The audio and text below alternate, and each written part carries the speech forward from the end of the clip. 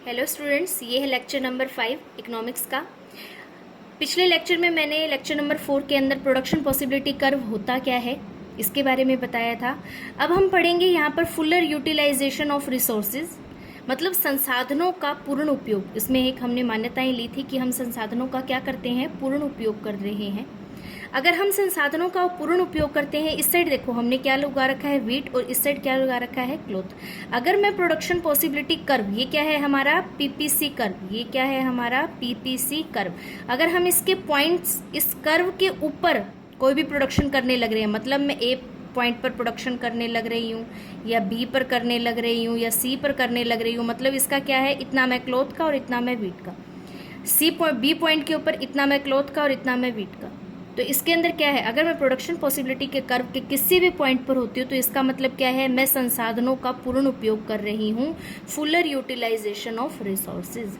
इसी तरीके से अंडर यूटिलाइजेशन ऑफ रिसोर्सेज, साधनों का अपूर्ण उपयोग। मतलब अगर मैं प्रोडक्शन पॉसिबिलिटी के कर्व के अंदर हूँ, मतलब मैं करने लग रही हूँ इतना वीट, क्लोथ का इतना, वीट का इतना, पर मैं कर कितना सकती हूँ, मैं इसके किसी भी पॉइंट पर कर सकती हूँ, ठीक है ना। इसके किसी भी पॉइंट पर प्रोडक्शन कर सकती हूँ, पर मैं कर नहीं रही हूँ। तो क्या कारण है ये, इसका कारण क्या है, अंडर यूटिलाइजेशन ऑफ रिसोर्सेज। इसके अंदर 1 मार्क्स के क्वेश्चन आते हैं। अगर हम इसके अंदर ये पूछा जाता है, अगर प्रोडक्शन पॉसिबिलिटी कर्व के ऊपर कोई बिंदु है ए, मान लो, तो ये क्या शो करने लग रहा है, अंडर यूटिलाइजेशन या फिर fuller utilization. Production possibility curve के ऊपर है तो ये फुलर यूटिलाइजेशन को शो करने लग रहा है। अगर ये प्रोडक्शन पीपीसी कर्व के अंदर है तो ये किसको शो करने लग रहा है, अंडर यूटिलाइजेशन ऑफ रिसोर्सेज। अब आगे इसके अंदर ये बताया गया है, ग्रोथ ऑफ रिसोर्सेज। अगर संसाधनों में विकास हो जाए, रिसोर्सेज मतलब संसाधन हमारे कौन से होते हैं, जैसे हमारी लगा लो लैंड है, वो पहले 1 हेक्टेयर थी, अब 1 हेक्टेयर से 2 हेक्टेयर हो जाएगी। तो पहले हम कितनी वीट की प्रोडक्शन करते थे, 4, तो अब कितना कर पाएंगे, 8, ठीक है ना। हमारे क्या हो जाएगा, संसाधनों का विकास होने के कारण हमारी अपने आप ही ग्रोथ हो जाएगी, ठीक है ना। हमारा प्रोडक्शन क्या हो जाएगा, बढ़ जाएगा। पहले हमारे पास 1 हेक्टेयर भूमि थी तो हमारा प्रोडक्शन पॉसिबिलिटी कर्व कौन सा था, ए और बी। अगर हमारी ग्रोथ ऑफ रिसोर्सेज, अगर हमारे संसाधनों का विकास हो जाता है, ठीक है, तो क्या होगा, वो ऊपर शिफ्ट कर जाएगा।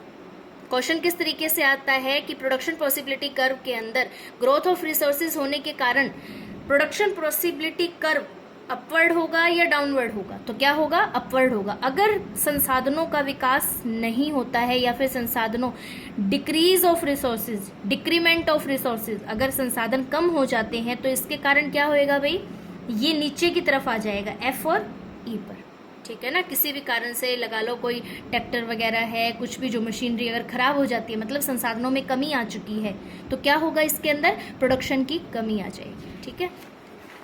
अब आगे हम करेंगे यहाँ पर शिफ्टिंग और rotation of production possibility curve, कि शिफ्टिंग और रोटेशन कैसे होता है प्रोडक्शन पॉसिबिलिटी कर्व के अंदर।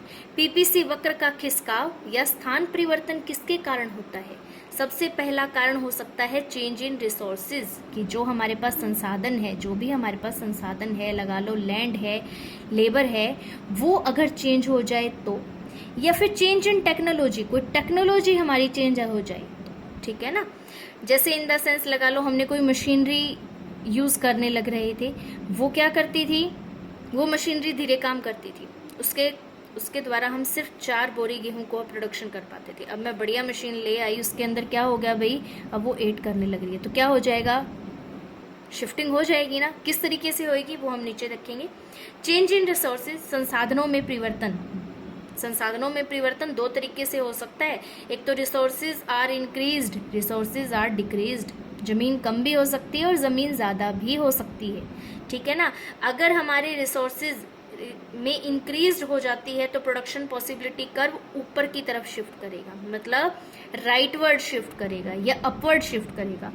अगर टेक्नोलॉजी डिक्रीज हो जाती है, रिसोर्सेज आर अगर हमारे संसाधन क्या हो जाते हैं, कम हो जाते हैं, रिसोर्सेज आर डिक्रीज, तो हमारी क्या होगी भाई, लेफ्टवर्ड शिफ्ट होगी या फिर डाउनवर्ड शिफ्ट हो जाएगा प्रोडक्शन पॉसिबिलिटी कर्व, ई और एफ, ठीक है। ये ई और एफ शो हो रहा है आपको, ई और एफ। ओके।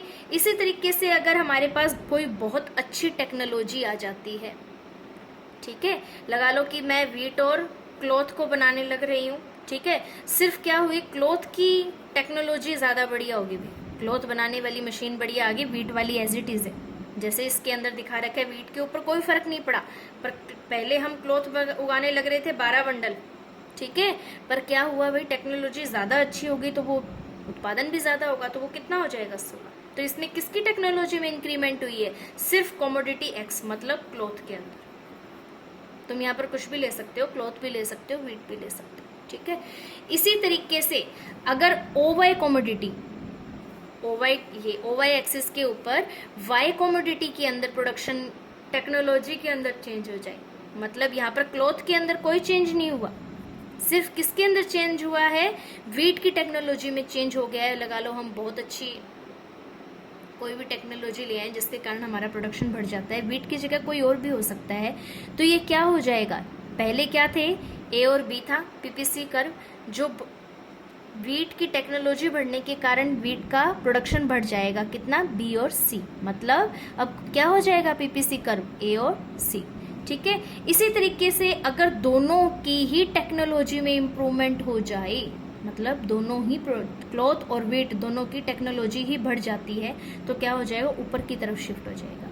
अगर दोनों की टेक्नोलॉजी में डिक्लाइन हो जाता है तो ये क्या हो जाएगा, नीचे की तरफ शिफ्ट हो जाएगा, मतलब कोई टेक्नोलॉजी खराब हो जाती है, कोई मशीनरी खराब हो जाती है, तो जिसके कारण क्या हो जाएगा, डिक्लाइन हो जाएगा। Okay, thank you.